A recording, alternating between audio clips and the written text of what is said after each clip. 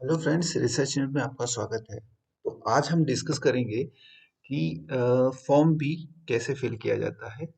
जब हम animal studies करने जाते हैं तो उसके लिए कुछ इथिकल अप्रूवल्स लेने पड़ते हैं जो आपके इंस्टीट्यूशन की एक कमेटी करती है जिसे बोलते हैं आईएसी। तो इस कंडीशन में हमें अप्रूवल के लिए अपने एक एप्लीकेशन फॉर्म भरना पड़ता है जिसे फॉर्म बी कहते हैं। तो उस फॉर्म बी को फिल कैसे करते हैं तो आज हम यहाँ पर देखेंगे। तो सबसे पहले तो हम उसे डाउनलोड करेंगे सीपीसीएससी की साइट पे जाके। तो हमारे पास जो सीपीसीएससी की साइट है उस पे हमें जाके इसे सर्च करना है, सीपीसीएससी लिखना है और इसे एंटर कर देना है। तो यहाँ पर सीपीसीएससी की साइट खुलेगी। सीपीसीएससी की साइट में जाना है फॉर्म्स में, और फॉर्म्स में जैसे ही जाएंगे तो यहाँ पर आपके फॉर्म्स में जैसे ही जाएंगे आपको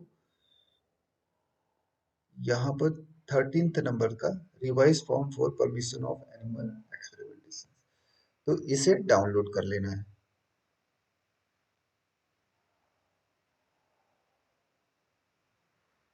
आपका ये यहाँ पर ओपन हो जाएगा। तो ये जो फॉर्मेट है इसे आपको वर्ड फॉर्म में कन्वर्ट कर लेना है। ये जो है आपका फॉर्म भी यहाँ पर डाउनलोड हो गया है, इसे वर्ड फॉर्म में आपको कन्वर्ट कर लेना है। तो मैंने यहाँ पर वर्ड फॉर्म में इसे कॉपी कर लिया है और इसमें कुछ करेक्शंस किए हैं जिससे कि ये थोड़ा सा डार्क लगे। तो यहाँ पर जो मेन हेडिंग्स हैं उसे थोड़ा सा मैंने डार्क किया है। तो इसे देख के आप भी कर सकते हैं इसे, जिससे कि इजीली ये रीडेबल हो। तो यहाँ पर मैं आज यहाँ पर एक फॉर्म भी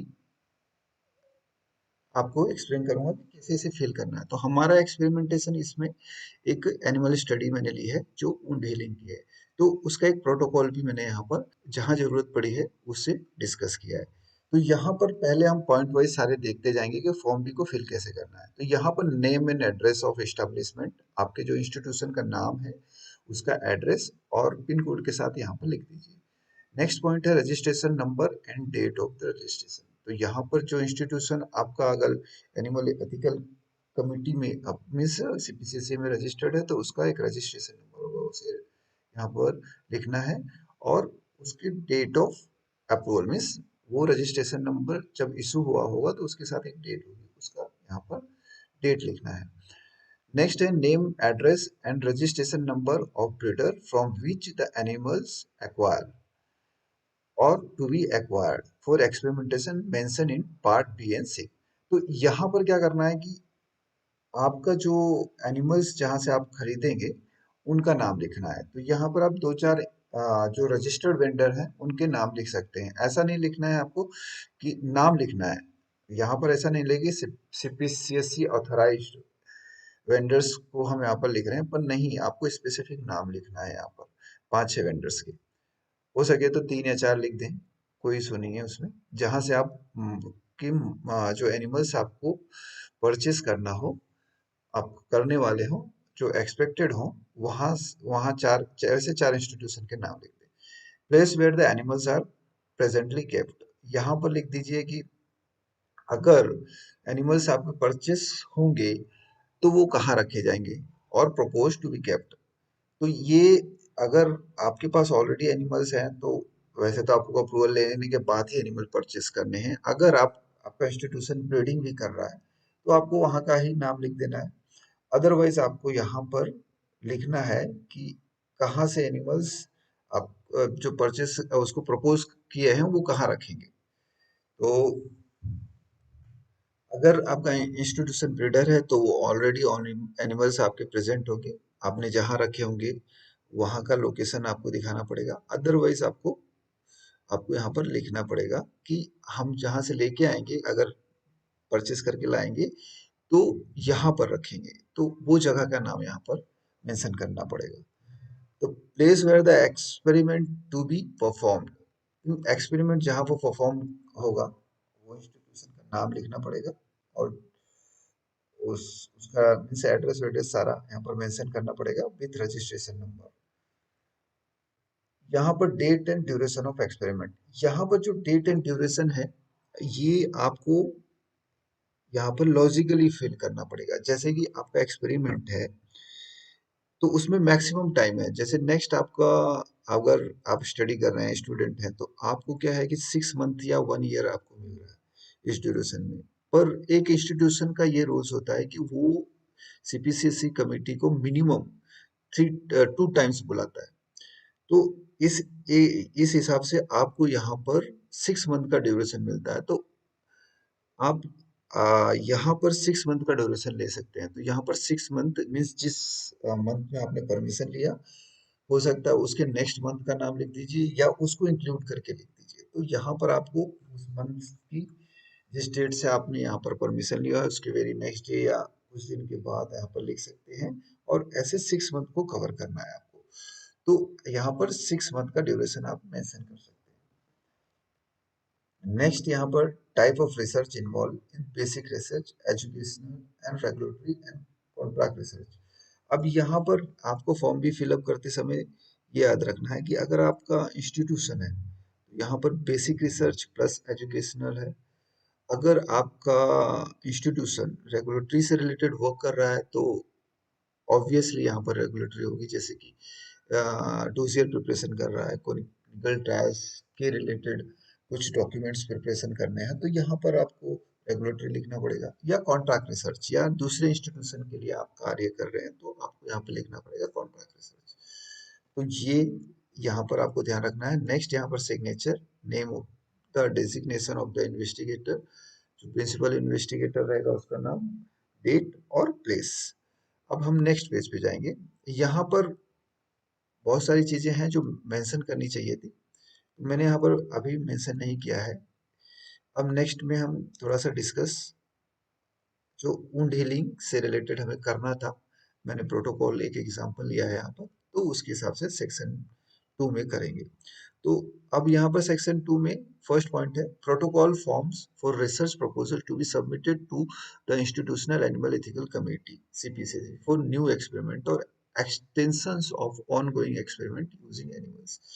तो इसमें क्या है कि अगर प्रोटोकॉल्स आपका नया है और अगर पुराना भी है तो उसका एक्सटेंशन लेना है, तो आपको फॉर्म भी यहाँ पर फिल करना है। अब इसमें सेक्शन 2 में फर्स्ट पॉइंट है प्रोजेक्ट डिसर्टेशंस एंड थीसिस टाइटल। तो अब यहाँ पर आपको टाइटल कैसे लिखना है, ये एक एग्जांपल मैंने लिखा है, इवोल्यूशन ऑफ हर्बल फॉर्मुलेशंस। यहाँ पर आप और भी कुछ ले सकते हैं, या जो केमिकल मॉइटी है उसका नाम लिख सकते हैं, या अपने तरीके से नाम लिख सकते हैं। For wound healing activities in experimental animals, या आप स्पेसिफिक एनिमल्स का नाम भी लिख सकते हैं, या रैबिट में लिख सकते हैं, रैट स्पीसीज वाइज भी लिख सकते हैं। तो ये टाइटल आप पे डिपेंड करता है कि आप कैसे लिखते हैं, पर ये है कि वो शॉर्ट में जो वो नॉमिनीज हैं उन्हें समझ में आना चाहिए।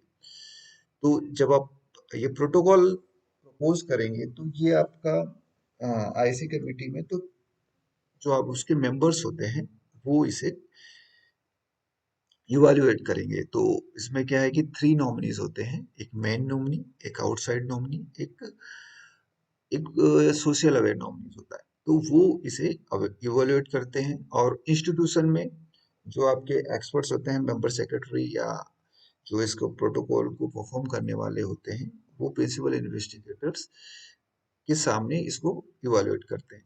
तो नेक्स्ट पॉइंट है हमारा प्रिंसिपल इन्वेस्टिगेटर्स का डिटेल, यहाँ पर नाम, डेजिग्नेशन, अगर वो डिपार्टमेंट से बिलोंग करते हैं उस उनका telephone number, email ID, experience यहाँ पर सारा मेंशन करना रहता है।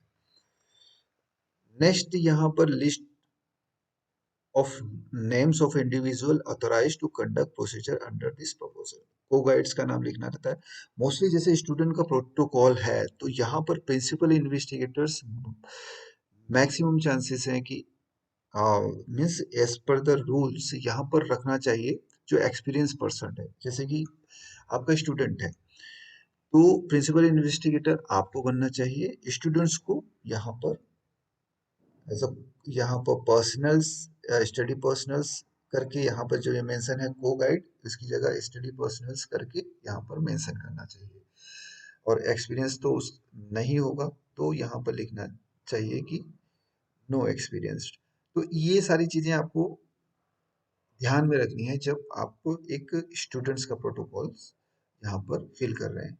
अगर स्टूडेंट खुद फिल कर रहा है तो उसे भी ये बात ध्यान रखनी है कि यहाँ पर प्रिंसिपल इन्वेस्टिगेटर्स जो है, जो आपका गाइड है, वो यहाँ पर आएगा। क्योंकि जो नॉन एक्सपीरियंस पर्सन्स होते हैं उन्हें एनिमल एक्सपेरिमेंट कंडक्ट करने का परमिशन नहीं होता, उनको सुपरविजन में ही एक्सपेरिमेंट कंडक्ट करना रहता है। तो ये यहाँ पर प्रिंसिपल इन्वेस्टिगेटर जो मेन आपके गाइड हैं वो आएंगे। नेक्स्ट पॉइंट है यहाँ पर एड्रेस और एक्सपीरियंस मेंशन करना है। जो स्टडी पर्सनल्स है तो ये यहाँ पर मेंशन कर देना है। Next, funding source with complete address. अगर आपका ऑर्गेनाइजेशन तो ऑर्गेनाइजेशन का नाम, एड्रेस और लिख देना है आपको। अदरवाइज आपके इंस्टीट्यूशन में अगर फंडिंग सोर्स नहीं है तो हो सकता है कि नॉट अप्लीकेबल आपको लिखना पड़े। क्योंकि बहुत बार क्या होता है कि स्टूडेंट खुद ही आ, खर्चा जो होता है उसको बियर करते हैं। तो नेक्स्ट पॉइंट है duration of the projects, number of days. अब यहाँ पर मैंने ये स्टडीज की है तो 6 मंथ का ड्यूरेशन है जो प्रोटोकॉल्स का, तो इस हिसाब से यहाँ पर 182 डेज लिख दिए हैं। तो बहुत बार क्या है कि कुछ आईसी कमिटीज में अगर फ्रीक्वेंसी ज्यादा हो आईसी कमेटी की जो मीटिंग्स बुलाने की है, तो इसमें 60 डेज भी हो सकते हैं, 90 डेज भी हो सकते हैं। तो ये इंस्टीट्यूशन पे डिपेंड करता है कि इंस्टीट्यूशंस कैसे मीन्स हैंडल करता है। ये मीन्स अगर वो उनके इंस्टीट्यूशन में 3 टाइम्स या 4 टाइम्स अगर इंस्टीट्यूशन आईसी कमेटी की मीटिंग होती है तो यहाँ पर ये 60-90 डेज भी होते हैं। ये डिपेंड करता है कि आपकी फ्रिक्वेंसी कितनी है इंस्टीट्यूशन की जो आईसी कमेटी कंडक्ट करने की, आईसी कमेटी मीटिंग कंडक्ट करने की। तो नेक्स्ट पॉइंट है date of initiation.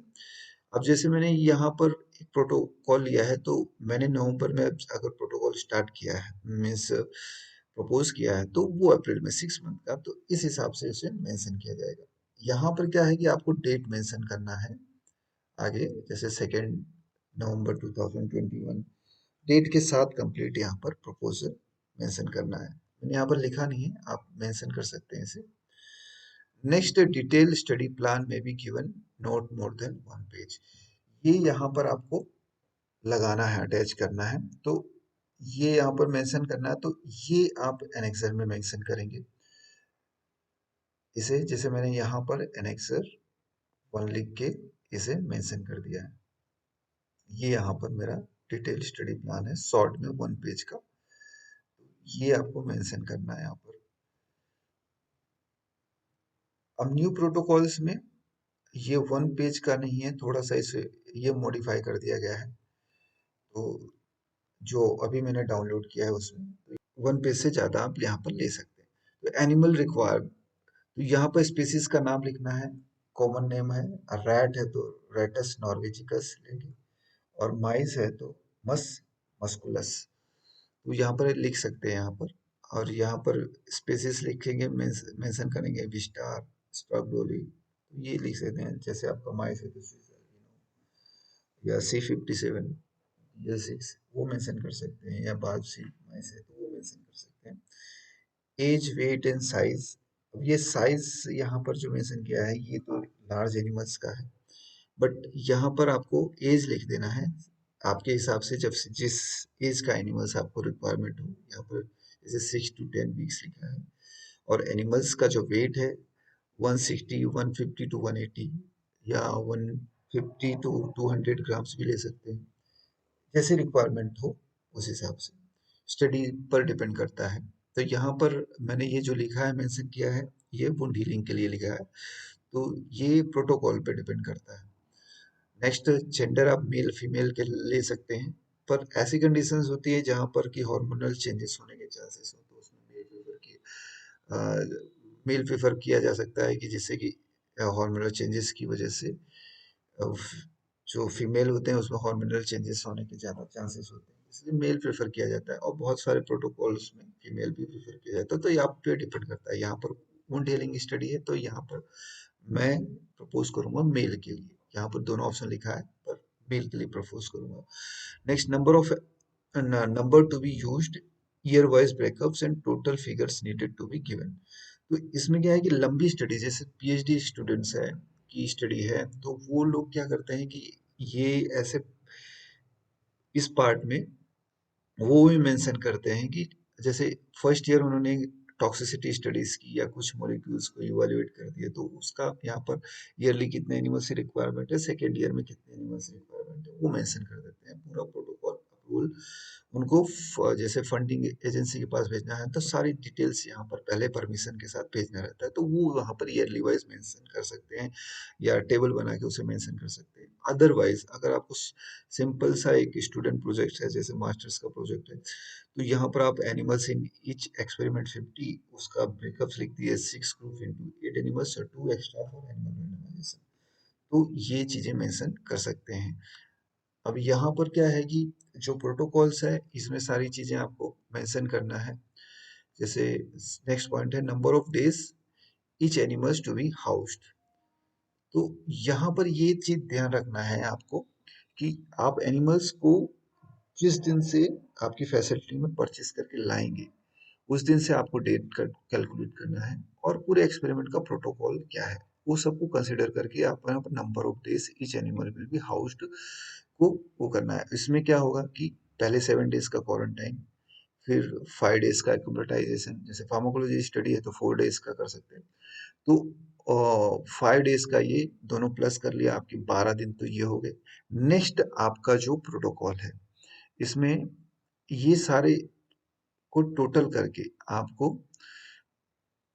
Days count करने हैं। अब नेक्स्ट आपको प्रोटोकॉल होगा, प्रोटोकॉल में प्रोटोकॉल कितने दिन का है, जैसे कि 1 महीने की स्टडी है या 1.5 महीने की, तो उससे सबको प्लस करके आप पर यहाँ पर नंबर ऑफ डेज जो हाउसिंग करनी है एनिमल्स को वो यहाँ पर मेंशन करना रहेगा। द नेक्स्ट पार्ट है प्रपोज सोर्स ऑफ एनिमल्स। यहाँ पर जैसे मैंने 2 इंस्टीट्यूशंस का नाम लिखा है, तो यहाँ पर आप 3-4 ऐसे मेंशन कर सकते हैं इंस्टीट्यूशंस का। नेक्स्ट जो जो ये ऐसे इंस्टीट्यूशन होने चाहिए जो सीपीसीएसई रजिस्टर्ड हो और वो ब्रीडिंग एनिमल्स को सेल करने का जिसके पास परमिशन हो, तो ऐसे इंस्टीट्यूशन का यहाँ पर नाम लिखना जरूरी है, जो एफ पॉइंट है। नेक्स्ट है रैशनल एनिमल यूसेज। तो ये पॉइंट्स बहुत बार क्या है स्टूडेंट्स को पूछा जाता है, तो why is animal usage necessary for this studies, तो वहां पर आंसर क्या लिखना है आपको ये देख लेंगे। Animal studies are required for the efficacy study of any new compounds और any herbal extract formulations before proceeding for clinical trials। यहाँ पर क्या है कि before proceeding मीन्स यहाँ पर क्या है कि जैसे आप स्टूडेंट्स का प्रोटोकॉल है तो वो सिर्फ यही लिखेंगे कि animal study required for the efficacy study of new compounds और न्यू प्लांट्स और herbal extract before submission into the thesis या थीसिस प्रोटोकॉल्स में सबमिट करेंगे। अब यहाँ पर रेगुलेटरी का पार्ट होगा तो वो लिखेंगे कि इसको क्लिनिकल ट्रायल्स में प्रेजेंट करने के लिए या डोजियर प्रिपरेशन के लिए करने के लिए ये स्टडीज की नेसेसिटी है। Second point है whether animal study has been conducted in vitro models. If yes, describe the leading point to justify the requirement of animal experiments. बहुत सारी केसेस में ये मेंशन करना इन विट्रो स्टडीज जरूरी होता है कि आपने ये जैसे कि बहुत पेनफुल स्टडीज करने जा रहे हैं या कुछ रेगुलेटरी स्टडीज हैं जिसमें आपको एनिमल स्टडी कंडक्ट करना जरूरी है, जैसे कि आपने कुछ बड़ी स्टडी ले ली है और आपको इन विट्रो प्रोसीजर्स दिखाना जरूरी होता है, वो रेगुलेटरी स्टडीज पर डिपेंड करता है, तो उस कंडीशन में आपको दिखाना जरूरी होता है। तो ये पर नॉर्मली जो छोटी स्टडीज होती है मास्टर्स लेवल्स की उसमें ये चीजें प्रोसीड नहीं करते, तो यहाँ पर आप लिख लीजिए not applicable. Why are the particular species selected required, तो यहाँ पर आपको आप जो स्पीसीज रैट या माइस ले रहे हैं तो वो क्यों ले रहे हैं, तो इसमें आपको जवाब ये लिखना रहता है significant historical data is available on the rat species या mice species for the evolution of wound healing activity of test compounds और हर्बल फॉर्मुलेशन, तो इसलिए हम इसे यहाँ पर ये स्पेसिस ले रहे हैं, तो वो मेंशन करना जरूरी है। तो आप ऐसा आंसर लिखेंगे तो वो इजीली एक्सेप्ट हो जाएगा। Why are the estimated numbers of animals essentials? तो यहाँ पर ये मेंशन करना जरूरी है कि the requisitory number of animals per group is required for the animal analysis of the study outcomes by the statistical methods. बहुत बार क्या होता है कि आपके नंबर ऑफ एनिमल्स की रिक्वायरमेंट है, आपको अप्रूवल 5 का मिल रहा है या 6 का मिल रहा है, तो स्टैटिस्टिकल इवैल्यूएशन उसका करना है जिसमें कि सिग्निफिकेंट रिजल्ट आना चाहिए हमारी स्टडी का। तो ये सब चीजें आप अगर अपने प्रोटोकॉल में मेंशन करते हैं, तो जो नॉमिनीज हैं, जो इवैल्यूएट कर रहा है आपका फॉर्म, वो आपको इजीली अप्रूवल दे देगा। बहुत बार वो सामने से पूछ भी लेते हैं, तो आपको ये बताना है कि हमें इसमें स्टेट लगाना है, और स्टेट लगाने के लिए हमें कम से कम इसमें इतने ग्रुप्स चाहिए, इतने नंबर ऑफ एनिमल्स चाहिए, अदरवाइज हमारा स्टैटिस्टिकल सिग्निफिकेंट हम नहीं शो कर पाएंगे। तो वो इजीली अप्रूवल आपको दे देता है। Similar experiment conducted in past, if so, the number of animals used and the results obtained in brief। तो यहाँ पर क्या है कि अगर आपके इंस्टीट्यूशन में सिमिलर एक्सपेरिमेंट किया गया है, तो आप ये एक्सपेरिमेंट क्यों करना चाहते हो, तो आपको ये मेंशन करना पड़ेगा कि हाँ ऑलरेडी हुआ है, अब हमारा मॉलिक्यूल डिफरेंट है, ऐसे करके शो कर सकते हैं। अदरवाइज पहले ये एक्सपेरिमेंट हुआ है, सेम मॉलिक्यूल पे हुआ, तो हमारे पैरामीटर्स ऐसे डिफरेंट हो जा रहे हैं। मोस्टली तो सेम मॉलिक्यूल्स पे आपका अप्रूवल मिलेगा ही नहीं। अगर इस कंडीशन में आप अप्रूवल फिर भी ले रहे हैं, तो उसके लिए आपके पैरामीटर्स डिफरेंट होने चाहिए या मॉडल डिफरेंट होना चाहिए, ऐसे आपको मेंशन करना पड़ेगा।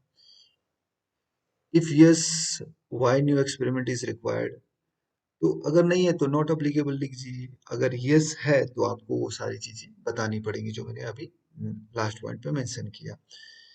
Have similar experiments been made by any other organization, agency? If yes, and so their details in your knowledge। अगर है तो उसे मेंशन कर दीजिए, हाँ है, हाँ उसे मेंशन कर दीजिए आपके एनेक्सर में, तो आप वहां पर मेंशन करेंगे, उसमें एज ए रेफरेंस डाल दीजिए आप। तो ये आप, वो उन्होंने पूछा तो आप उसका जवाब दीजिए कि हाँ है, और ऐसी स्टडीज हुई हैं, पर वो सेम मॉलिक्यूल्स पे नहीं है, जो मीन्स डेविएशन है, मीन्स उस स्टडी से अलग आप क्या कर रहे हैं, तो वो चीजें आप बता दीजिए। Description of the procedure to be used, list of describe all invasive and potential stress, full non-invasive procedures that animals will be subjected to be in course of the experiment।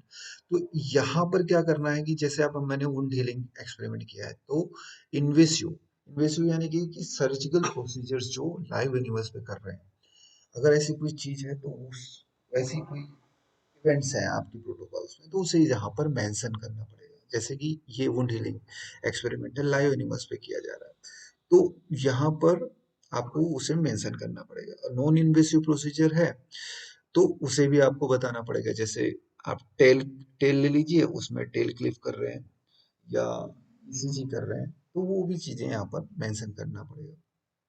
तो इन सीजन मॉडल में क्या है कि अब यहाँ पर animals को एक वुंड क्रिएट किया जाएगा, तो उसमें ये सारी चीजें यहाँ पर मेंशन की है। Incision model, the rat will be depleted on the back and the predetermined area of 500 mm square full thickness skin was inside in the dorsal intercapsular region। तो ये सारी चीजें यहाँ पर मेंशन करना है आपको, सिर्फ जो इन बेसिक प्रोसीजर इन बेसिक प्रोसीजर्स आप यहाँ पर कर रहे हैं। नेक्स्ट है कि यहाँ पर कुछ पॉइंट्स आपको इंक्लूड करना है, included in detail protocol attached in annexure. तो ये सारी प्रोसीजर्स आपको वहां पर भी मेंशन करना है, या आप यहाँ पर शॉर्ट में डाल दीजिए। तो ये बेटर है ये कि आप यहाँ पर शॉर्ट में मेंशन कर दीजिए। सब्सटेंसेस कौन से हैं, कीटामाइन, साइलाजिन, इंजेक्शन यूज कर रहे हैं, डोज क्या है, तो 80 mg पर केजी कीटामाइन, 10 mg पर केजी डायलाजिन है, साइट इंट्रापेरिटोनियल है, वॉल्यूम 10 ml पर केजी है। तो ये बातें आपको मेंशन करनी है। नॉर्मली ये सारी चीजें यहाँ पर होती हैं। जब आप ये प्रोसीजर करेंगे कि इन्वेसिव प्रोसीजर करने वाले हैं तो उसके लिए आपको ये सारी चीजें वहां पर मेंशन करनी पड़ेगी। अदरवाइज नॉट एप्लीकेबल लिख दीजिए। अगर आपको ये प्रोसीजर नहीं करना है तो सारे पॉइंट्स पे नॉट एप्लीकेबल लिख दीजिए। और ब्लड विड्रॉल के लिए आप मैक्सिमम कितना ब्लड विड्रॉ करेंगे? जैसे रेट है तो 3 ml और माइस है तो 0.4 ml मैक्सिमम ब्लड विड्रॉल होगा। तो ये आप यहाँ पर मेंशन कर दीजिए। रेट्रो ऑर्बिटल रूट, बहुत बार रेड का ब्लड विड्रॉल्स जो टर्मिनेशन स्टडी में है तो कार्डियक पंक्चर से लेते हैं, और अदरवाइज यहाँ से रेट्रो ऑर्बिटल रूट ज़्यादा प्रेफर किया जाता है। तो ये लिख दीजिए। बहुत ग्लूकोज स्टडी में टेल में पिंच करके निकाला जाता है ब्लड, तो वो वहाँ पर मेंशन कर सकते हैं आप। और next, radiation dose and schedules अगर है आपकी प्रोटोकॉल में। अदरवाइज जैसे यहाँ पर वुंड हीलिंग की स्टडी है उसमें नहीं है तो नॉट एप्लीकेबल लिख दीजिए। नेक्स्ट पॉइंट है, does the protocol prohibit use of anesthesia analgesia for the conduct of the painful procedures, any which cause more pain than the associated with the routine injection of blood withdrawal? If yes, explain. uh, if yes, explanation and justification. अगर कोई procedure है जिसमें आपको anaesthesia नहीं use करना है, बहुत सारी ऐसी कंडीशंस आती हैं जैसे फार्माकोकाइनेटिक स्टडी है, आप एनेस्थेसिया नहीं यूज करना चाहते हैं, अगर अगर यूज कर रहे हैं तो उसमें ब्लड के पैरामीटर्स या किसी चीज में वेरिएशंस आता है या ड्रग के साथ इंटरेक्शन हो रहा है, ऐसी कंडीशन है तो आपको यहाँ पर मेंशन करना पड़ेगा। अगर नहीं है तो आप नॉट अप्लीकेबल लिख दीजिए। या कोई एनाल्जेसिया यूज कर रहे हैं, वो प्रॉब्लम कर रहा है आपके ड्रग के साथ, इसका इंटरेक्शन होने के चांसेस हैं, तो आपको यहाँ पर बताना पड़ेगा। अदरवाइज अगर पेनफुल प्रोसीजर है तो ऐसे इवेंट्स कितने बार हैं वो सारी चीजें मेंशन करनी पड़ेगी। अगर ब्लड ब्लीडिंग से रिलेटेड आपको कोई प्रोसीजर ऐसी है जिसमें एनिमल्स को पेन ज्यादा होगी या उसका फ्रिक्वेंसी ज्यादा है ब्लड विड्रॉल की, तो वो सारी चीजें आपको मेंशन करनी पड़ेगी। तो ये आपको 10th पॉइंट में इंक्लूडेड है ये सारी चीजें। 11th point, will survival surgery be done? तो यहाँ पर अगर आप आपके प्रोटोकॉल में सर्वाइवल सर्जरी है तो लिखिए, अगर नहीं है तो नॉट अप्लीकेबल है। बहुत बार क्या है कि बहुत सारी जगह आपको सर्वाइवल सर्जरी करनी रहती है, तो उस कंडीशन में आपको मेंशन करना पड़ेगा कि एक एनिमल्स के साथ कितनी बार आप सर्वाइवल सर्जरी करते हैं। तो वो यहाँ पर if yes the following to be described list and description of the all surgical procedures यहाँ पर मेंशन करना पड़ेगा। और उसके साथ ये भी कि एसेप्टिकली आप उस प्रोसीजर को कैसे करेंगे वो भी यहाँ पर आपको मेंशन करना पड़ेगा। नेम, क्वालिफिकेशन है, experience level of the operator जो एक्सपेरिमेंट कंडक्ट कर रहा है उसका एक्सपीरियंस कितना है वो भी आपको डिस्क्राइब करना पड़ेगा। अगर सर्वाइवल सर्जरी है तो description of the post operative care, आप बाद में उसको केयर कैसे करेंगे वो भी देखना है आपको, उसको मेंशन करना है। Justification in major survival surgery is to be perform more than once on a single individual animals, तो वो भी आपको यहाँ पर मेंशन करना पड़ेगा। एक ही एनिमल्स पे आपको अगर 2 या 3 बार मेंशन का एक्सपेरिमेंट कंडक्ट करना है तो उसे भी आपको यहाँ पर बताना पड़ेगा। नेक्स्ट है 12th point, method of disposal post experimentation. तो यहाँ पर जब एक्सपेरिमेंट कंडक्ट हो गया, खत्म हो गया, अब जो आपकी एनिमल है तो उसका आप अगर वो बच गया है तो उसको रीयूज कर सकते हैं या नहीं। अगर टर्मिनेशन है, एनिमल को सेक्रीफाइस कर दिया जा रहा है, तो आप यहाँ पर लिख दीजिए नॉन नॉट एप्लीकेबल। अगर रीयूजेबल है तो उसका कुछ आपको मेंशन करना पड़ेगा कि रीयूजेबल है, तो पहले स्टडी में मैंने इसे यूज किया है, उसके बाद इसे 15 डेज के वॉशिंग पीरियड में हमें रखना है, फिर इसे रीयूज करना है, यहाँ पर ऐसे मेंशन कर सकते हैं। नेक्स्ट पॉइंट है यूथेनेसिया स्पेसिफाइड मेथड। तो यूथेनेसिया में जो है बी पॉइंट है, यहाँ पर बी और सी में, सी बी 4 पॉइंट्स हैं, यहाँ पर बी मेंशन करना रह गया है तो यहाँ पर बी मेंशन कर देते हैं। और ये सी, ये डी। तो जैसे बी पॉइंट है तो यहाँ पर आपको यूथेनेसिया में स्पेसिफाइड मेथड, तो ये आपको बहुत बार क्या है कि 2-3 मेथड से अभी चल रहा है। ओवरडोज ऑफ थायोपेंटा सोडियम दे दिया, तो इसे आप कितना देंगे वो डोज मेंशन करना पड़ेगा। तो थियोपेंटाइल सोडियम मोस्टली 150 mg देते हैं 3 टाइम्स, जो जो एनेस्थेटिक डोज है उससे 3 टाइम्स ज़्यादा दिया जाता है। तो यहाँ पर यह मेंशन करना रहेगा। Method of the carcass disposal, incineration by the contract vendor, ये आपको मेंशन करना पड़ेगा। तो बहुत बार क्या होता है कि आपका इंस्टीट्यूशन कुछ वेंडर्स को कॉन्ट्रैक्ट दिया रहता है कि आप किस जो एनिमल्स से रिलेटेड जो मटेरियल्स हैं वो वेंडर्स को आप देंगे। ये आपके आईबीएससी कमेटी में भी से का रिकॉर्ड मेंटेन किया जाता है। तो ये जो कॉन्ट्रैक्ट वेंडर है उसके यहाँ पर आपके इंस्टीट्यूशन को का ऑडिट होना जरूरी है कि वहां पर इंश्योरेंस प्रोसेस कैसे करते हैं वो देखने के लिए। तो यहाँ पर आप कॉन्ट्रैक्ट एक वेंडर्स के यहाँ पर जहाँ पर जो ऐसे प्रोसीजर्स करते हों उनके पास आप जा सकते हैं और प्रोसीजर देख के फिर उनके साथ कॉन्ट्रैक्ट कर सकते हैं कि आपका एनिमल्स का डिस्पोजल कैसे हुआ। अगर इस कंडीशन में अगर जो आपका वेंडर इंश्योरेट कर रहा है एनिमल्स को ऐसे, अगर वो प्रोसीजर नहीं फॉलो कर रहा है तो अगर आपने ऑडिट नहीं की है ऐसे इंस्टीट्यूशन ऐसे मीन्स कॉन्ट्रैक्ट वेंडर के यहाँ पर, तो आपका इंस्टीट्यूशन इसमें प्रॉब्लम में आ सकता है। Next rehabilitation. रिहैबिलिटेशन अगर एप्लीकेबल है तो बहुत बार एनिमल्स बहुत सारे बच जाते हैं एक्सपेरिमेंट के बाद। ऐसा मैक्सिमम रैबिट के केस में होता है। तो ऐसे केस में आप दूसरे इंस्टीट्यूशन को जहाँ पर एक्सपेरिमेंट की रिक्वायरमेंट हो वहां पर दे सकते हैं। अदरवाइज इसका जो एक रिहेबिलिटेशन का प्रोसीजर है जो आपको साइट पे सीपीसीसी की मिल जाएगा। तो उसमें क्या होता है कि कुछ इंस्टीट्यूशंस रहते हैं जो एनिमल्स को रिहेबिलिट करते हैं, तो वहां पर आपको एनिमल्स को डिलीवर करना पड़ेगा, पर उनकी जो लास्ट लाइफ है मीन्स फुल लाइफ का आपको डेज के हिसाब से पेमेंट करना पड़ेगा। तो रिहेबिलिटेशन अगर एप्लीकेबल है तो आप रिहेबिलिटेट कर सकते हैं। नेक्स्ट पॉइंट है animal transportation method if extra institutional transport envisaged. अगर आपका जहाँ से एनिमल परचेस कर रहे हैं वो वेंडर आपको ट्रांसपोर्टेशन प्रोवाइड कर रहा है तो वहाँ पर आपको नॉट एप्लीकेबल लिखना पड़ेगा, क्योंकि वो ऑलरेडी रजिस्टर्ड वेंडर है, उसे सारी प्रोसीजर्स पता है कि एनिमल्स को ट्रांसपोर्टेशन कैसे करना है। अदरवाइज अगर और अब बहुत बार क्या होता है कि आपने प्रोटोकॉल अप्रूवल ले लिया, कुछ ऐसे इवेंट्स हैं कि आपको नंबर एनिमल्स को आपके इंस्टीट्यूशन से बाहर ले जाना पड़ रहा है कुछ प्रोसीजर की, जैसे radiation radio radio active procedures करने, जैसे एक्सरे करना है। एक्सरे करना है एनिमल्स को, आप आपके इंस्टीट्यूशन में एक्सरे मशीन अवेलेबल नहीं है, तो उस कंडीशन में आपको जो ट्रांसपोर्टेशन की गाइडलाइंस है सीपीसीएसए के उसको आपको फॉलो करना पड़ेगा। तो जैसे कार को उसका एनवायरमेंटल कंडीशन और सारी चीजें आपको चेक करना पड़ेगा।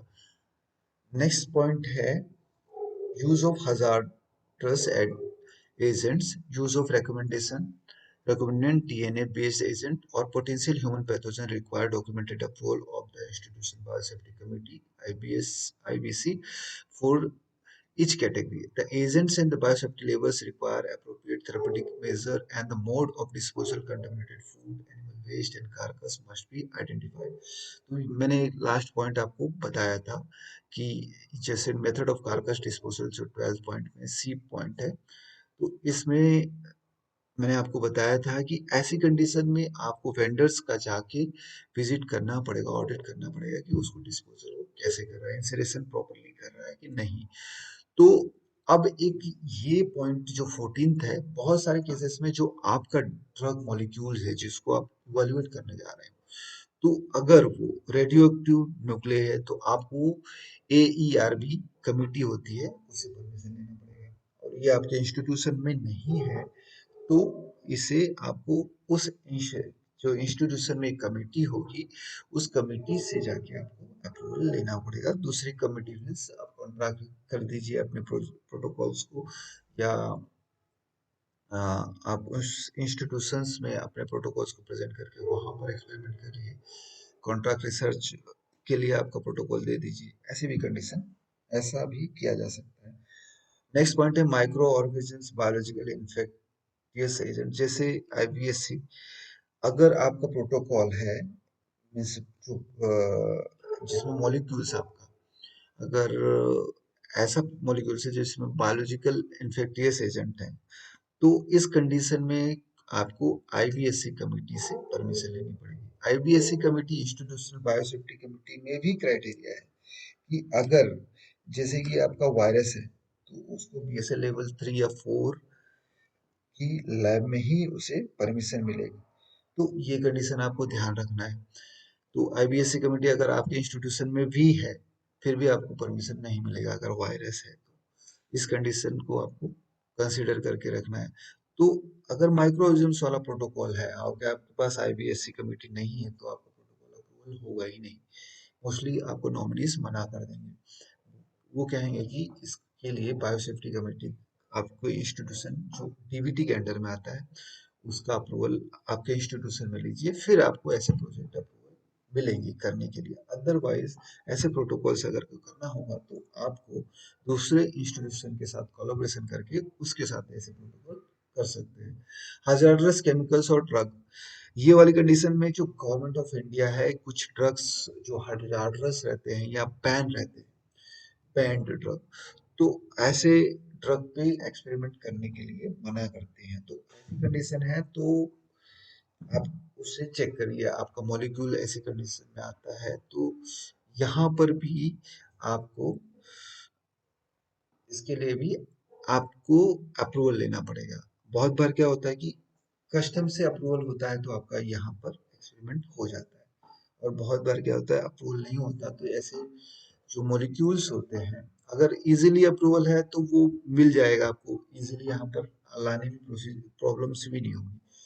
अगर hazardous केमिकल है और ऑलरेडी अवेलेबल है और एक्सपेरिमेंटल पार्ट के लिए तो अप्रूवल मोस्टली मिल जाता है, वो कस्टम से ही मिल जाएगा। तो ड्रग इसमें जैसे डीसीजीआई का इन्वॉल्वमेंट मैक्सिमम रहता है। अगर ड्रग हो और hazardous केमिकल है तो उसके लिए भी कुछ गाइडलाइंस हैं, तो उतना डिटेल में जाएंगे तो बहुत ज़्यादा लंबा हो जाएगा। तो अगर इससे ज़्यादा डिटेल में आपको जानना है तो आप कमेंट कीजिए, मैं आपको ये सारी बातें बताऊंगा कि hazardous केमिकल के केस में जो इंडिया में बैन है और आपको अप्रूवल लेना है और रिसर्च पर्पज के लिए तो क्या करना पड़ेगा।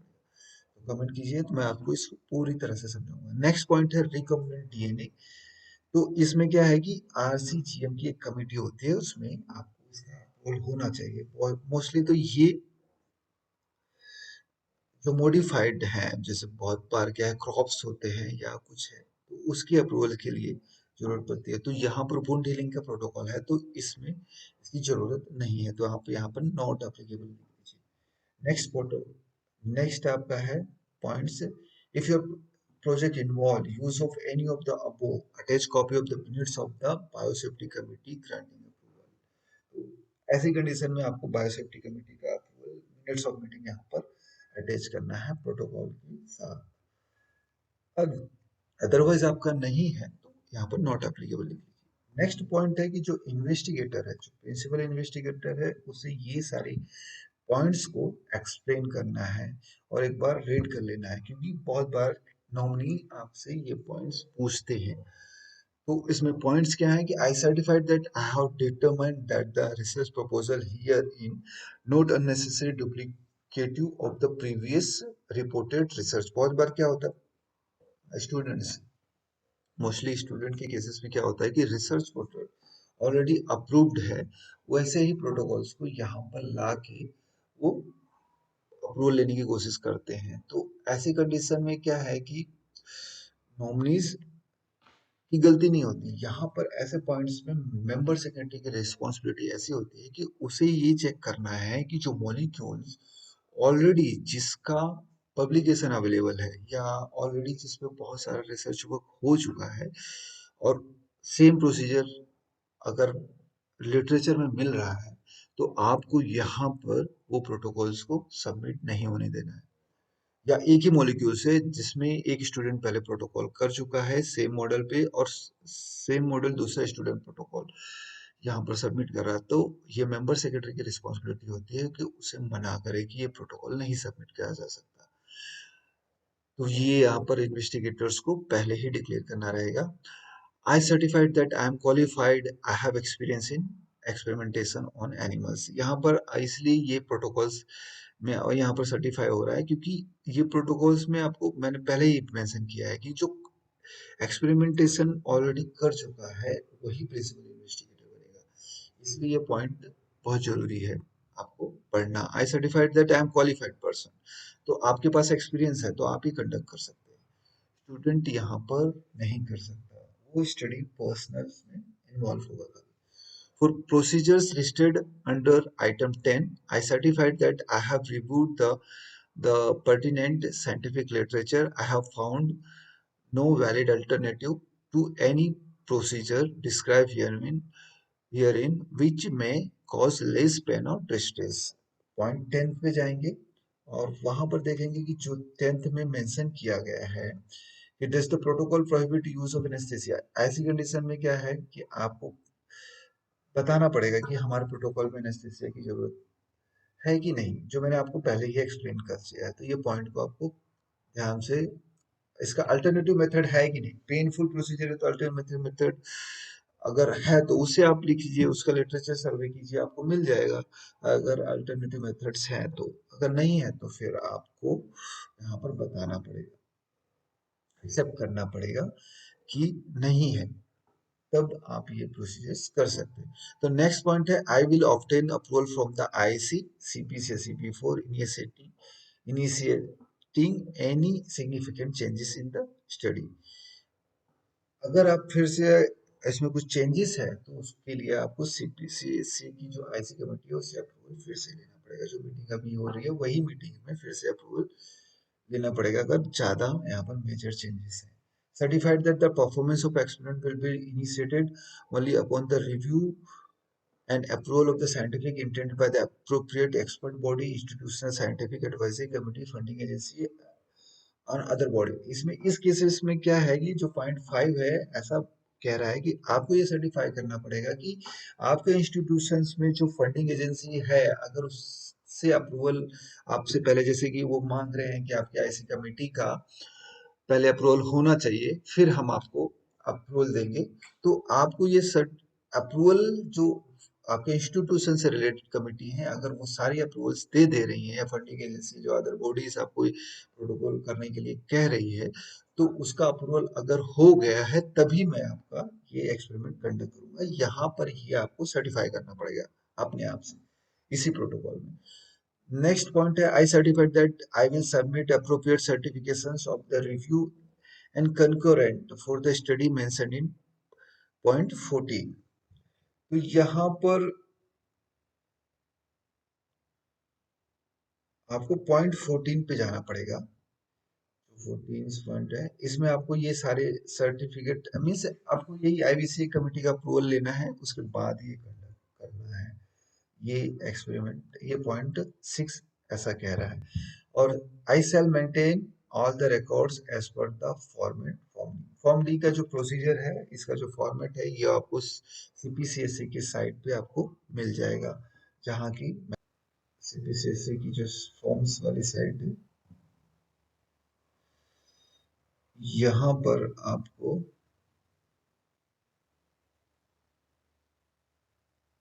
ये रहा 9th point, revise form D for record of animal acquired and experimentation perform.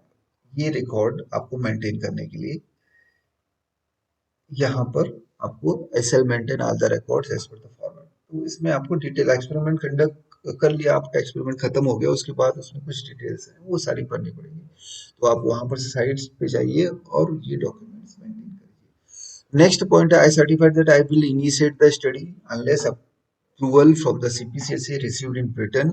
Further, I will certify that I will follow the recommendations of the CPCSA। बहुत ये लार्ज एनिमल कंडीशन में ये पॉइंट्स एप्लीकेबल होता है, जो normal students का protocol है इसमें जैसे कि वेटनरी स्टूडेंट्स है और 2 इयर्स का प्रोटोकॉल है तो उसमें ये एप्लीकेबल होगा। तो ऐसे कंडीशन में आपको क्या करना है कि अगर आपका प्रोटोकॉल लार्ज एनिमल्स पे है तो उसमें ये रिकमेंडेशंस किया जाता है कि आपको पहले जो आपकी इंस्टीट्यूशनल कमेटी है वो रिकमेंड करती है कि आपका जो एक्सपेरिमेंट होगा वो यहाँ से तो हम रिकमेंड कर रहे हैं कि ये अप्रूव हो जाएगा, पर सीपीसीएससी उसकी इंटरनल 15 मेंबर्स की कमेटी अप्रूव करती है। तो ऐसे कंडीशन में जब तक वहां से रिटर्न परमिशन ना आए कि आपको एक्सपेरिमेंट स्टार्ट कर सकते हैं तब तक आप ये एक्सपेरिमेंट स्टार्ट नहीं करना है। तो ये पॉइंट मोस्टली लार्ज एनिमल्स के लिए एप्लीकेबल है, और लार्ज एनिमल्स के लिए जो एक्सपेरिमेंटेशन है उसके लिए फॉर्म बीज अलग भरे जाते हैं। कमेंट करके बताइएगा, तो मैं लार्ज एनिमल्स का फॉर्म बी भी आपको भर के दिखाऊंगा। Next, I certified that I will ensure the rehabilitation policy are adopted whenever required. अगर रिहैबिलिटेशन पॉलिसी है तो उसके लिए भी गाइडलाइंस है, जो मैंने फॉर्म दिखाया है वहां पर ही रिहैबिलिटेशन की गाइडलाइंस है, उसे आप फॉलो कर सकते हैं अगर रिहैबिलिटेशन की केस होता है। माइस और रैट्स की केसेस में इसकी जरूरत नहीं पड़ती। नेक्स्ट, यहाँ पर सिग्नेचर और नेम ऑफ द इन्वेस्टिगेटर लिखना है, डेट लिखना है। नेक्स्ट, आपको सर्टिफिकेट मिलेगा जो आपके नॉमिनीज जो चेयरमैन जो कमिटीज हैं उसके सिग्नेचर के बाद ये आपको सर्टिफाई हो जाएगा। तो सर्टिफिकेट में क्या लिखना है, this is certified the project proposal number. इसमें क्या हो गया कि आपके इंस्टीट्यूशन में ईयरली प्रपोजल्स सबमिट किए जाएंगे, तो जैसे प्रपोजल नंबर्स यहाँ पर आप डाल सकते हैं, जैसे कि आपके इंस्टीट्यूशन का नाम शॉर्ट में लिख दिया, जैसे मेडिकल कॉलेज ऑफ मुरादाबाद है तो medical medical college of Moradabad, ठीक है। तो MCM जैसे शॉर्ट में आपने लिख दिया, फिर उसके बाद IC, फिर 2021, फिर 001 डाल दिया या 2 डाल दिया, 3 डाल दिया, ऐसे आप प्रोटोकॉल का प्रपोजल नंबर डाल सकते हैं।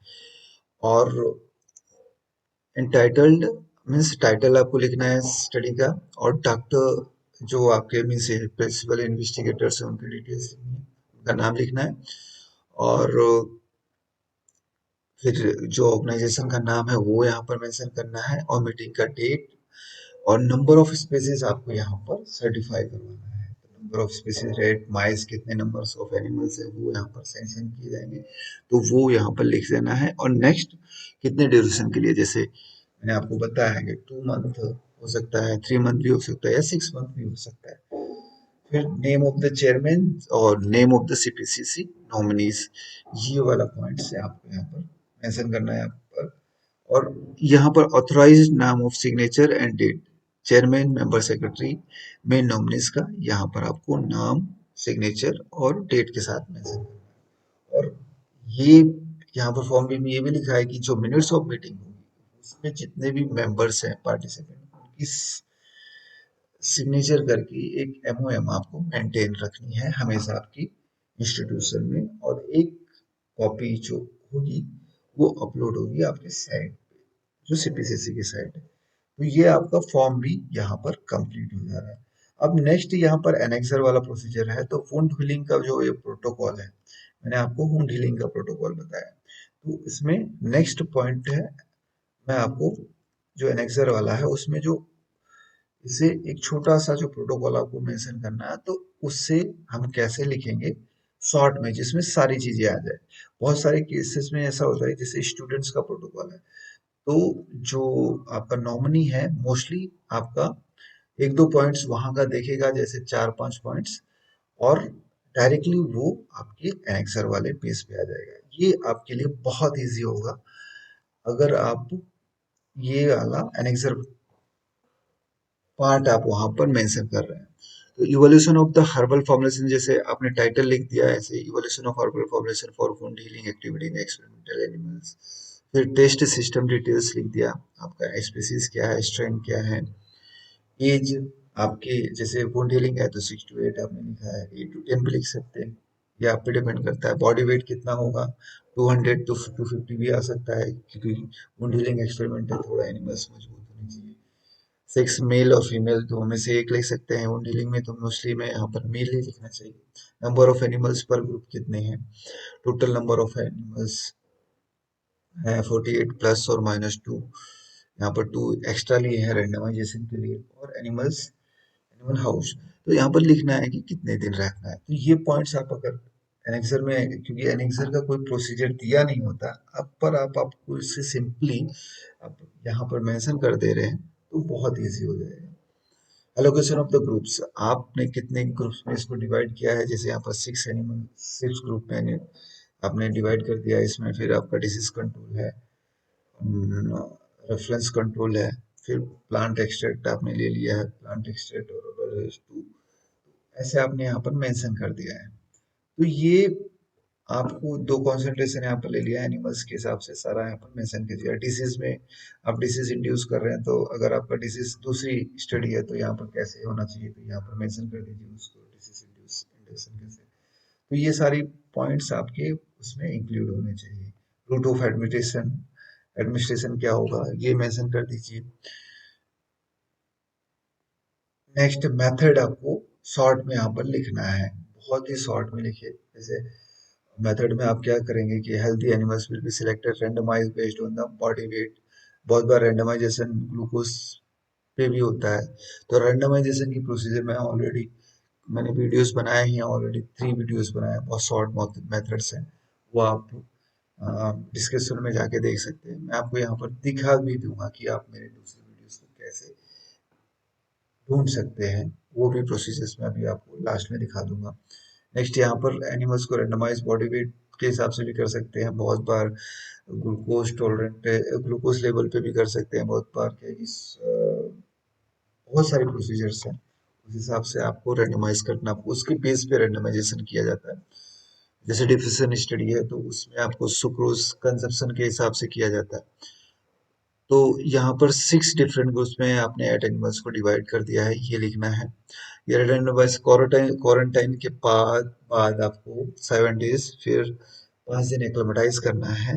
एक्लेमेटाइज से पहले आपको रेंडमाइज करना है फर्स्ट डे ऑफ एक्लेमेटाइजेशन। तो ग्रुप्स में वो एनिमल्स को एक्लेमेटाइज लैब कंडीशन में रखने के लिए उनको ग्रुप कर देना है, तो उस कंडीशन में आपको वहाँ पर रेंडमाइज करना पड़ेगा। एक्सीजन मॉडल्स है वुड हीलिंग का, तो यहाँ पर आपको लिखना है treatment will be given as follow. Group 1 will be serve as disease control, जैसे आपको वाटर सोल्यूबल क्रीम बेस लगाना है, और animals group 2 will be treated as a 5% weight povidone iodine ointment, जैसे स्टैंडर्ड आपने ले लिया इसमें 0.2% नाइट्रोफुराजोन भी देख सकते हैं। स्टैंडर्ड पॉइंट है या क्रीम है, उस पर डिपेंड करता है कि क्या आप प्रेफर कर रहे हैं।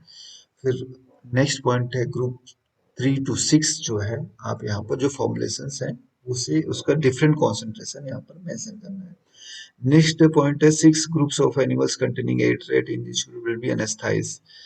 अब एनिमल्स जो है उसको एनेस्थेसिया देना है, तो 85 mg पर कीटामाइन प्लस 10 mg पर जाइलाजिन जो आपको है इंट्रापेरेटरली देना है, तो एनिमल्स जो है एनेस्थेसिया कंडीशन में आ जाएगा। फिर आपको उसका जो बैक है उसमें वुंड क्रिएट करना है, ये यहाँ पर मेंशन किया हुआ है। फुल थिकनेस 500 mm² का। नेक्स्ट पॉइंट है कि rat will be left undressed open environment, ये आपको मेथड है जो आपको वो तो लिखना ही पड़ेगा। और the formulation ointment and standard will be applied daily until the complete। जो प्रोसीजर है आपका यूटिलाइजेशन आपको क्रिएट करना है पूरी तरह से, तो आपको यहाँ पर तो पूरी तरह से आपको लास्ट तक लगाना पड़ेगा जब तक उसकी पूरा से यूटिलाइजेशन ना हो जाए वुंड का। अगर in this model wound construction and utilization period भी वुड बी मॉनिटर्ड। ये मॉनिटर करने के लिए क्या करना पड़ेगा कि आपको स्केल से मेजर करना पड़ेगा, और उसका रोज मेजरमेंट आपको थ्री थ्री टाइम्स मेजर करना पड़ेगा एक ही वुंड को, 3 डिफरेंट पार्ट एरिया से, क्योंकि वुंड क्या है कि एकदम गोल ही नहीं रहेगा। जब आप वुंड क्रिएट कर देंगे राउंड शेप का, जैसे वुंड क्रिएट किया तो वो गोल ही नहीं रहेगा, बहुत बार कि उसका शेप बदल जाता है, तो आपको 3 डिफरेंट प्लेट से उसका रेडियस लेना निकालना पड़ेगा, सॉरी डायमीटर, और वो उसका एवरेज लेना पड़ेगा। तो ये एक प्रोसीजर है। अच्छा सर, वुंड कंट्रक्शन आपको मेजर करना है, तो परसेंटेज वुंड कंट्रक्शंस भी आपको यहाँ पर कैलकुलेट कर सकते हैं। वुंड कंट्रक्शन, रिलेटिव वुंड कंट्रक्शंस, और फिर आपके एंड पॉइंट पैरामीटर्स क्या होंगे, हाइड्रोक्सीप्रोलिन एस्टिमेशन, ये जो है स्किन में आपको मेजर करना पड़ेगा, और या आपको बायोकेमिकल एस्टिमेशन करना पड़ेगा इसका। हिस्टोपैथोलॉजिकल इवोल्यूशन में भी आप इसमें आप देख सकते हैं फाइब्रोसिस या न्यूस्क्लोराइजेशन। और नेक्स्ट पॉइंट है आपका catalase label, oh sorry, yeah,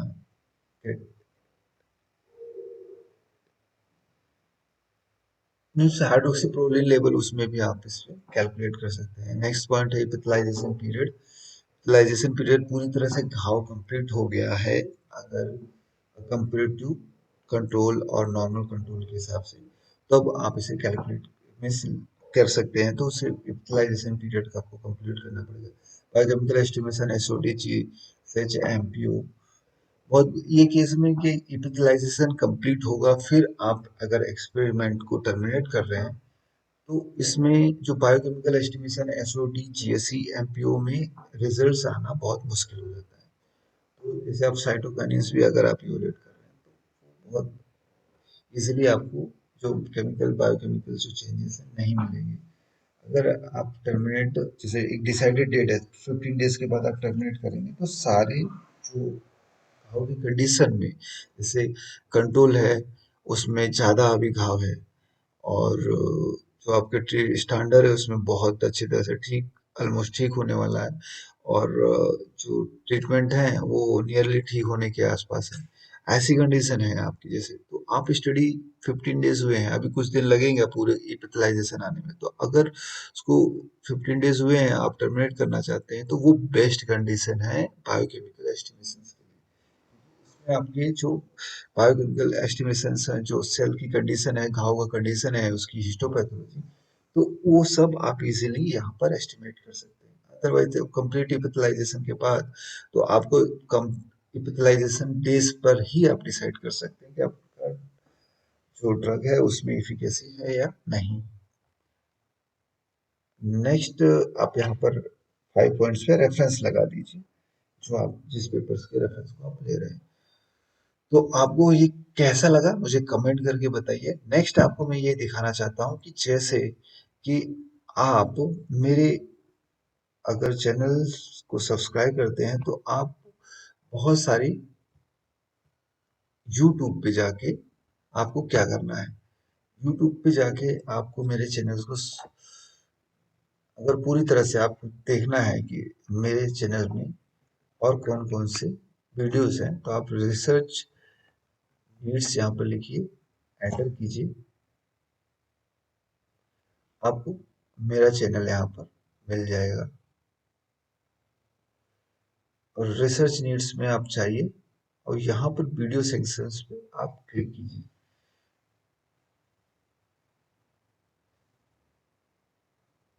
videos में आप जाके यहाँ पर देख सकते हैं कि आपको और कौन कौन सी वीडियो की जरूरत है। जैसे कि आपको रैंडमाइजेशन करना है तो यहाँ पर आपको प्रोसीजर मेंशन की होगी।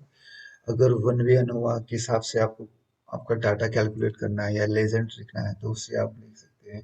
रो डाटा एंट्री के कुछ वीडियोस मैंने बनाए हैं। तो बहुत सारी डिटेल्स, बहुत सारी स्टडीज से रिलेटेड, जैसे कि आपको क्वालिटी स्टडी है तो डिसीज एक्टिविटी इंडेक्स कैसे कैलकुलेट करना है वो यहाँ पर देख सकते हैं। बहुत सारे छोटे छोटे ट्रिक्स मैंने यहाँ पर शेयर किए हैं, वो आप देख सकते हैं। फिर मैंने यहाँ पर जो ग्राफिक प्रिज्म है उसे डाउनलोड करना है अगर आपको फ्री में, तो उसकी प्रोसीजर भी मेंशन की है, ये भी आप देख सकते हैं वीडियो से। और आप फिर जैसे एंटी अल्सर एक्टिविटीज़ है तो उसकी भी आप प्रोसीजर देख सकते हैं। फिर डाटा कंपाइलेशन, वाटर डाटा को कैसे कंपाइल करना है वो यहाँ पर मैंने मेंशन किया है। और दूसरी वन वे अनोवा अगर ग्राफ लगाना है तो कैसे करना है वो भी मैंने मेंशन किया है। एनिमल स्टडी से रिलेटेड मेडली सॉफ्टवेयर को यूज़ करना है तो कैसे यूज़ करना है ये भी यहाँ पर मेंशन कर दिया है। तो ये सारी चीज़ें मैंने यहाँ पर एक एनिमल स्टडीज प्रोटोकॉल के लिए मैंने सारी चीज़ें मेंशन कर दी हैं। तो आप यहाँ पे आके सारी चीज़ों को देख सकते हैं, सारी वीडियोस को देख सकते हैं, और आपसे अपनी स्टडीज में जो कुछ भी इश्यूज हैं उसके लिए कमेंट कर सकते हैं अगर मुझे, तो मैं आपको सारी डिटेल्स यहाँ पर बता सकता हूँ। डोज कैलकुलेशन करना है तो यहाँ पर आप देख सकते हैं। वन वे एनोवा को यूज़ करना है प्री क्लिनिकल स्टडी में, टू वे एनोवा को करना है तो वो आप यहाँ पर देख सकते हैं। ये जैसे वुंड हीलिंग स्टडी है तो हिस्टोपैथोलॉजी स्टडीज को एनालाइज किया है मैंने यहाँ पर वुंड हीलिंग के लिए, तो उसका आप डिटेल में जा सकते हैं। तो यहाँ पर छोटे छोटे मैंने बहुत सारी स्टडीज के रिलेटेड जो एनिमल स्टडीज से रिलेटेड यहाँ पर सारी डिटेल्स शेयर किए हैं, तो आप इसे देख सकते हैं और मेरे चैनल को सब्सक्राइब कर सकते हैं। तो कैसा लगा मेरा ये वीडियो जिसमें मैंने फॉर्म 20 को फिल करना सिखाया, तो मुझे कमेंट करके बताइए अगर कोई पॉइंट आपको नहीं समझ में आया है। तो thank you for watching research needs. Thank you very much.